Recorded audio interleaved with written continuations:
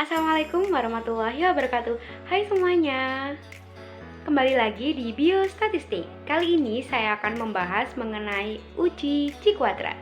Dengan nama kelompok adalah Ayu Mayasari, saya sendiri, Lua Biratna Anggraini, dan Agrita Cindy Ayu. Dengan agenda pembahasan kali ini hanya dua, yaitu uji Ci-kuadrat yang meliputi pengertian dan syarat uji Ci-kuadrat. Yang kedua adalah langkah uji Ci-kuadrat yang meliputi langkah pengujian, kasus, dan pembahasannya. Nah, yang pertama adalah mengenai uji Ci-kuadrat yang meliputi pengertian dan persyaratan uji Ci-kuadrat. Uji Ci-kuadrat itu merupakan uji statistik non-parametrik untuk menilai probabilitas perbedaan frekuensi yang nyata dan frekuensi yang diharapkan menurut Rohman 2014. Sedangkan menurut Gunarto 2010, uji Ci-kuadrat merupakan pengujian hipotesis mengenai perbandingan antara frekuensi nyata atau observasi dengan frekuensi harapan atau ekspektasi. Selanjutnya menuju ke persyaratan uji Ci-kuadrat. Jadi persyaratan ini harus dipenuhi untuk dapat melakukan uji Ci-kuadrat. Uji persyaratan Ci-kuadrat yang pertama adalah tidak adanya sel dan nilai frekuensi kenyataan atau disebut actual count sebesar 0. Dan yang kedua adalah pada bentuk tabel kontingensi 2x2 tidak boleh terdapat satu sel yang memiliki frekuensi harapan atau disebut expected count kurang dari 5. Yang ketiga adalah pada bentuk tabel lebih dari 2x2 atau yang disebut kontingensi 2x2, jumlah sel dengan frekuensi harapan kurang dari 5 tidak lebih dari 20%. Pembahasan yang kedua yaitu meliputi langkah pengujian dan contoh kasus serta pembahasannya. Yuk kita belajar di contoh kasusnya. Ini adalah contoh kasus untuk uji Ci-kuadrat kontingensi 2x2. Yang harus dipersiapkan pertama adalah langkah-langkah uji Ci-kuadrat kontingensi 2x2.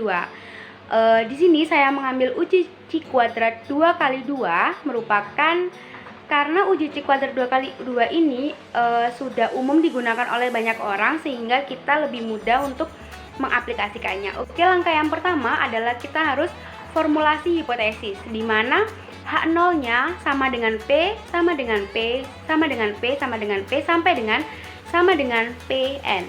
Artinya tidak ada perbedaan proporsi. Sedangkan untuk H1-nya yaitu H1 tidak sama dengan P, tidak sama dengan P, tidak sama dengan P, sampai dengan H1 tidak sama dengan Pn. Di mana pernyataannya adalah ada perbedaan proporsi. Yang kedua, kita harus menentukan batas kritis berdasarkan nilai alfa atau taraf signifikansi. Dan yang ketiga, kita harus menentukan kriteria penilaian. Langkah keempat yaitu menghitung X kuadrat hitung, di mana simbol X kuadrat hitung ini adalah nilai Ci-kuadratnya.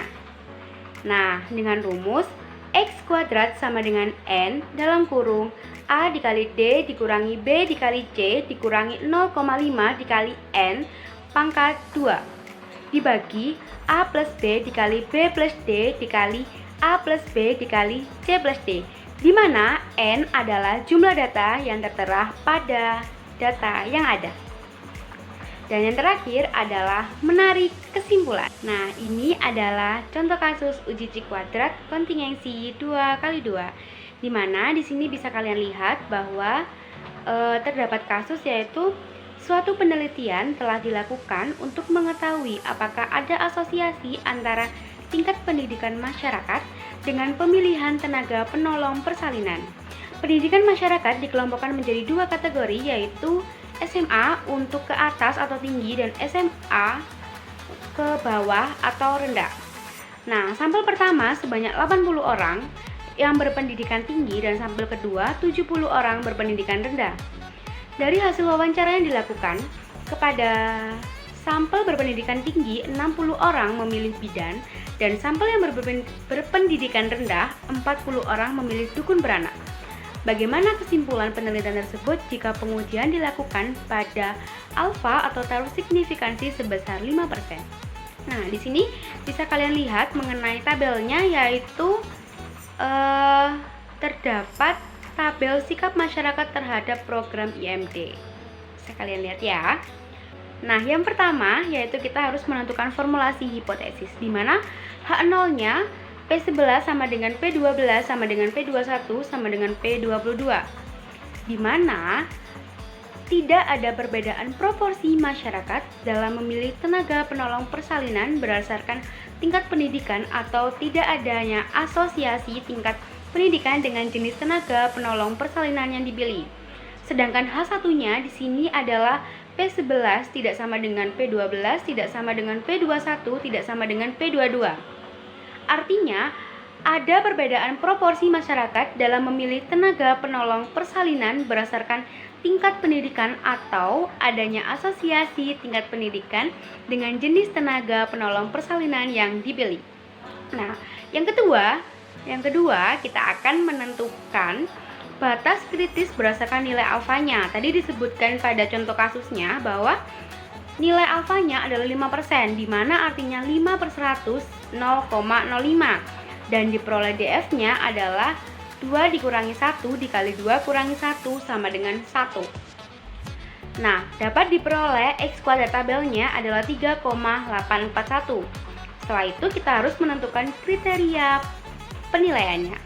Artinya kita harus menghitung dulu X kuadratnya atau J kuadratnya. Nah, untuk mendapatkan X kuadrat hitung atau nilai J kuadrat, di mana kita harus menghitung menggunakan rumus yang seperti saya jelaskan di langkah-langkah tadi, yaitu X kuadrat sama dengan N dikalikan dalam kurung A kali D dikurangi B kali C dikurangi 0,5 kali N pangkat 2 dibagi A plus B dikali B plus D dikali A plus B dikali C plus D, di mana N-nya adalah 150, lalu kita masukkan A-nya 60, D-nya 40 dikurangi 20 kali 30 dikurangi 0,5 dikali 150 pangkat 2 dibagi 60 ditambah 30 dikali 20 ditambah 40 dikali 60 ditambah 20 dikali 30 ditambahkan 40, hasilnya adalah 1476. Nah, dan yang terakhir kita harus menarik kesimpulan. Nah, kesimpulannya adalah dapat dibuktikan bahwa H0 ditolak karena nilai X kuadrat hitung atau nilai C kuadrat hitungnya lebih dari nilai C kuadrat tabelnya. Nah, artinya ada perbedaan proporsi masyarakat dalam memilih tenaga penolong persalinan berdasarkan tingkat pendidikan atau adanya asosiasi tingkat pendidikan dengan jenis tenaga penolong persalinan yang dipilih. Nah, ini adalah tabel distribusi C kuadratnya, di mana tadi di soal atau di kasusnya ada alfa sebesar 5%, yaitu 0,05, dan kita peroleh DF-nya sebesar 1, maka dapat ditarik di kolomnya mendapatkan X kuadrat tabelnya sebesar 3,841. Nah, untuk selanjutnya kita akan membahas mengenai uji C kuadrat kontingensi 3x3. Sebenarnya sama, cuman nanti bedanya adalah di kolomnya atau data yang muncul dengan langkah-langkah sebagai berikut untuk kontingensi 3x3. Yang pertama, formulasi hipotesis dengan H0 sama dengan P sama dengan P sama dengan P sama dengan P sampai dengan sama dengan Pn. Artinya kedua sampel dikatakan homogen. Ingat-ingat ya. Dan H1-nya adalah H1 tidak sama dengan P, tidak sama dengan P, tidak sama dengan P sampai dengan tidak sama dengan Pn. Artinya kedua sampel tidak homogen. Yang kedua adalah menyatakan taraf signifikansi dengan nilai alfa atau taraf signifikansi tadi. Oke. Yang ketiga adalah menentukan kriteria penilaian, di mana kita harus menentukan dulu C kuadrat hitungnya. Untuk menghitung X kuadrat hitungnya atau nilai C kuadratnya, di sini adalah X kuadrat sama dengan sigma OF dikurangi EF pangkat 2 dibagi EF, di mana X kuadrat adalah nilai C kuadrat, sedangkan EF adalah expected dan OF adalah observed. Dan yang terakhir kita menarik kesimpulan. Ini adalah contoh kasus uji C kuadrat kontingensi 3x3, di mana preferensi berbagai bentuk sediaan padat yang dipilih oleh berbagai kelompok umur responden. Di sini terdapat kolom, bentuk tabel, dan kelompok umur. Ini adalah tabel kontingensi 3x3 ya.